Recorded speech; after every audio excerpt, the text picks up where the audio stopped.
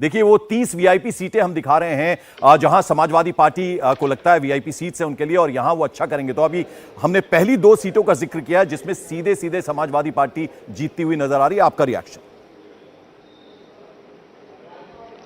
देखिए, आपने करहल की बात की है। देखिए, करहल में एसपी सिंह बघेल जी के काफिले पर जिस तरह से हमला किया गया, मुझे स्वयं वहां से फोन पर धमकियां आई हैं क्योंकि मैं मैनपुरी गया था। स्पष्ट है कि समाजवादी पार्टी पूरी तरह से हताश हो गई है और पश्चिम बंगाल में जिस तरह से नंदीग्राम में हुआ था, शुभेंदु अधिकारी जी ने जिस तरह से ममता बनर्जी को चुनाव हराने का काम किया था, वैसा ही कुछ करहल में होने जा रहा है। करहल में प्रोफेसर एसपी सिंह बघेल जी एक वहां जिसको आप लोग चमत्कार कह सकते हैं, वो चमत्कार करने जा रहे हैं क्योंकि पहली बार वहां लोगों को लग रहा है कि भारतीय जनता पार्टी का कोई बहुत मजबूत प्रत्याशी है जो अखिलेश यादव जी के गढ़ को ढहा सकता है। हमने इससे पहले भी फिरोजाबाद में इनका गढ़ ढहाया है, कन्नौज में इनका गढ़ ढहाया है, जिसको गढ़ कहते थे कांग्रेस पार्टी अपना अमेठी, हमने उसको ढहाने का काम किया है। तो भारतीय जनता पार्टी बहुत आश्वस्त है। करहल में इस बार हम भारतीय जनता पार्टी साइकिल को वही पंचर कर देने वाले हैं। और दूसरा, आपने जसवंत नगर की बात की है। जसवंत नगर में समाजवादी पार्टी के कार्यकर्ता और शिवपाल सिंह यादव के बीच का टकराव अभी भी जमीनी स्तर पर दिखाई पड़ रहा है। जसवंत नगर में भी समाजवादी पार्टी के लिए बहुत राहें आसान नहीं है।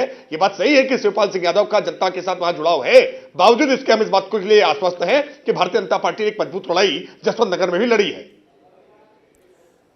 तो ये आपने देखा फाजिल नगर से, आपको दिखा देते हैं कि क्या तस्वीर नजर आ रही है। फाजिल नगर से क्या तस्वीर साफ होती है, ये हमें देखना होगा कि फाजिल नगर में कौन है। यहां सुरेंद्र कुशवाहा और स्वामी प्रसाद मौर्य आमने सामने हैं, वो सही थे। तो फाजिल नगर की सीट, यहां अपनी सीट बदलकर पडरौना से चलकर आए और फाजिल नगर में क्या तस्वीर निकल कर आ रही है वो एलईडी स्क्रीन पर हमें इंतजार है। और फाजिल नगर में स्वामी प्रसाद मौर्य की राह कठिन है सुरेंद्र कुमार कुशवाहा के सामने। बिल्कुल, तो ये वो सीट है जहां पर कांटे की टक्कर नजर आ रही है। यानी फाजिल नगर को अगर आप देखें तो बीजेपी और समाजवादी पार्टी के बीच में कांटे की टक्कर नजर आ रही है। ये आप देखिए वो वीआईपी सीट्स हैं। अगर आप पहले 2 सीट्स की बात कर रहे हैं हम, करहल और जसवंत नगर, यहां सीधे सीधे जीतती हुई नजर आ रही है समाजवादी पार्टी। और ये जो ग्रे है आप देख रहे हैं कलर, ये आप यहां देख सकते हैं। अगर हम बात करें फाजिल नगर की तो यहां टफ फाइट है। उसके अलावा जहूराबाद, नकुड़, घोसी, रामपुर, स्वार, लखनऊपुर, सरोजनी नगर, कैराना, बांसडीह, ये तमाम वो जगह हैं जहां पर ये वीआईपी सीट्स और इस पर अखिलेश यादव की नजर लगी। अगली सीट की जरा बात, जहूराबाद भी कम बड़ी सीट नहीं है। यहां से खुद ओम प्रकाश राजभर मैदान में है, कालीचरण से उनका मुकाबला है और समाजवादी पार्टी के साथ गठबंधन है। उनकी जीत का अनुमान यहां एग्जिट पोल लगा रहा है। लेकिन हमें नहीं भूलना चाहिए कि समाजवादी पार्टी का जो पहले कैंडिडेट होने वाला था, स्थानीय नेता, वो निर्दलीय के तौर पर मैदान में उतरे थे और खुद राजभर ने कहा था कि मुझे फंसाने की साजिश है। लेकिन फिलहाल एग्जिट पोल में तस्वीर यह है कि समाजवादी पार्टी के पक्ष में है। बिल्कुल, समाजवादी पार्टी का आप जिक्र कर रहे हैं तो हमारे साथ अतुल सक्सेना जी। अतुल सक्सेना जी, जरा आपसे हम देखेंगे, आपके लिए अच्छी खबर आ रही है। हमने 4 सीटों का जिक्र किया जिसमें करहल, जसवंत नगर, जहूराबाद, यहां पर समाजवादी पार्टी जीतती हुई नजर आ रही है। फाजिल नगर में हालांकि कांटे की टक्कर आपको मिल रही है। लेकिन अभी आपने राकेश त्रिपाठी जी को सुना, उन्होंने कहा कि अभी बहुत जल्दी है यह कहना और उन्हें पूरी उम्मीद है कि वो दोनों सीटों पर भी शानदार प्रदर्शन करेगी बीजेपी। क्या कहेंगे आप, आपका रिएक्शन? देखिए, मुझे खुशी इस बात की है कि पिछले 2-3 दिन से जो आप एग्जिट पोल दिखा रहे थे उसमें कम से कम आज आप जो है समाजवादी पार्टी की तरफ जीत का भी इशारा कर रहे हैं। हालांकि अभी आपने 4 सीटों की बात करी, इन 4 सीटों का यदि मैं अपना आकलन बता दूं, ये 4 की 4 सीटें समाजवादी पार्टी के खाते में जा रही हैं, इसमें कोई संदेह नहीं है। चंद ही घंटे बचे हैं, जब कल उत्तर प्रदेश का जो मतगणना चालू होगी तो आप देखिएगा, क्योंकि क्वेश्चन आपका मेरे से 4 सीटों के बारे में, 4 सीट समाजवादी पार्टी की में आ रही है और इसमें उत्तर प्रदेश में जो मतगणना होगी सबसे अधिक जो जीत का अंतर होगा वो करहल सीट से होगा। अखिलेश यादव जी का एसपीएस बघेल से जीत का अंतर 1 लाख से भी ज्यादा वोटों से होगा। ये आपके चैनल पर मैं बड़े ही दावे के साथ इस बात को कह सकता हूं।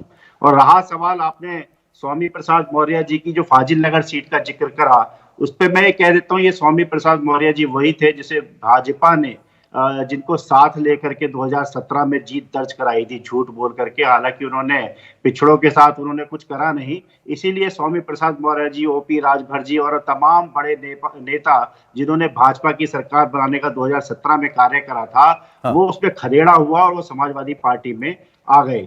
तो तो अब ये लोग समाजवादी पार्टी के साथ हैं और समाजवादी पार्टी की प्रचंड जीत होने वाली है। 242 सीटों के साथ समाजवादी पार्टी का सरकार बनाने जा रही है। संजय जी, जरा आपको मैं चर्चा में लाना चाहूंगा क्योंकि अतुल जी ने अब सवाल उठा दिए हैं एग्जिट पोल्स को लेकर ही, तो जरा आपसे मैं जानना चाहूंगा, आपका जो सर्वे है सीधे सीधे 300 के करीब सीटें दे रहा है बीजेपी को, तो मैं चाहूंगा कि अगर आप जवाब दें यहां पर अतुल जी को। नहीं, मैं क्लैरिफाई करना चाहूँगा कि हमारा कोई सर्वे नहीं है जो हम 300 सीटें दे रहे हैं। आप शायद एक्सिस माई इंडिया एग्जिट पोल के नतीजों के बारे में या अनुमान के बारे में जिक्र कर रहे हैं, वो हमारा नहीं किया हुआ है। मैं तो सिर्फ चैनल के साथ विश्लेषक के रूप में बैठा था, वो प्रदीप गुप्ता उसको कर रहे हैं और एक्सिस माई इंडिया का पोल है।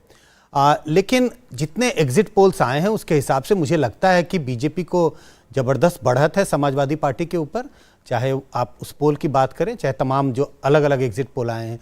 तो भले ही मैग्नीट्यूड ऑफ विक्ट्री की हम बात कर सकते हैं कि क्या कितनी बड़ी जीत है, क्या बीजेपी और गठबंधन 220-240 के आसपास अटक जाएगी या बीजेपी गठबंधन 270-80 या 300 पार।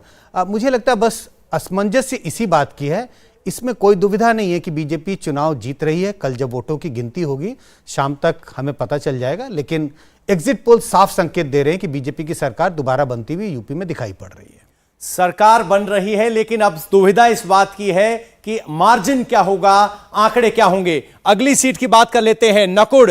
यहां से एक और बड़ा चेहरा मैदान में है। मुकेश चौधरी के सामने धर्म सिंह सैनी है, मंत्री रहे, बीजेपी का साथ छोड़कर समाजवादी पार्टी में आए। यहां उनकी कांटे की टक्कर बताई जा रही है। नकुड़ सीट सहारनपुर में आती है, उनके लिए रास्ता मुश्किल इसलिए है कि बीएसपी ने यहां मुस्लिम कैंडिडेट दिया है और उनके खिलाफ यहां 2 बार से विधायक रहे हैं, तो नाराजगी भी है। अगली सीट है घोसी। पंकज जी। बिल्कुल, तो घोसी की अगर हम बात करें तो बहुत इंपॉर्टेंट शख्स यहां से समाजवादी पार्टी की टिकट पर चुनाव लड़ रहे हैं, समाजवादी प्लस यानी इस गठबंधन की तरफ से चुनाव लड़ रहे हैं दारा सिंह चौहान, और विजय राजभर से उनका बीजेपी के विजय राजभर से मुकाबला, और यहां समाजवादी पार्टी जीतती हुई नजर आ रही है। तो दारा सिंह चौहान बहुत महत्वपूर्ण लीडर हैं और किस तरह से बीजेपी छोड़कर पवन वो आए थे और यहां वो जीतते हुए नजर आए, समाजवादी गठबंधन में वो हैं। अगर दारा सिंह चौहान यहां जीतते हैं तो सबसे बड़ी बात यह है कि कम से कम जिन बिग वेट्स को अखिलेश लेके आए वो जीत रहे हैं, जबकि फाजिल नगर फंस रहा है। बिल्कुल राकेश जी, जरा यहां आपको मैं लाना चाहूंगा। दारा सिंह चौहान, उन्होंने बीजेपी छोड़ी, मंत्री थे वो, और अब आए हैं समाजवादी पार्टी गठबंधन में